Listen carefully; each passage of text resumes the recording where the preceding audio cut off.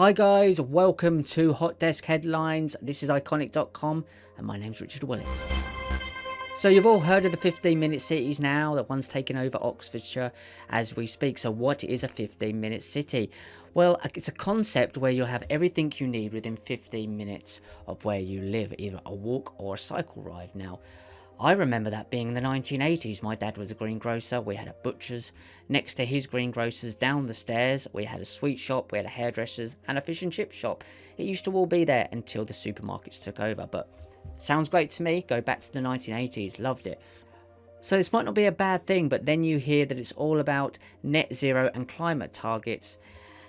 And then you raise a red flag. Anyone who's done any research into the climate change scam, the human-caused climate change scam, will know this isn't going to end well for, humanity.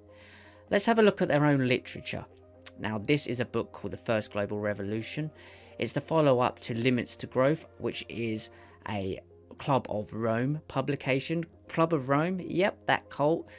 The Empire, the Roman Empire, goes all the way back to Babylon, Sumeria, the same cult, the same bloodlines. This is what they said in the First Global Revolution. This is a direct quote. And now I learnt this from an excellent researcher called Sandy Adams. Well worth a look. Go and check her out. So it says, in searching for ideas to unite us, we came up with the idea of pollution. You came up with the idea. The threat of global warming, now climate change, water shortages, famine and the like would fit the bill. These phenomena do constitute a common threat which demands the solidarity of all people, which is this one world cult. It's the greater good cult. But by designating the enemy, we fall into a trap, namely mistaking symptoms for causes.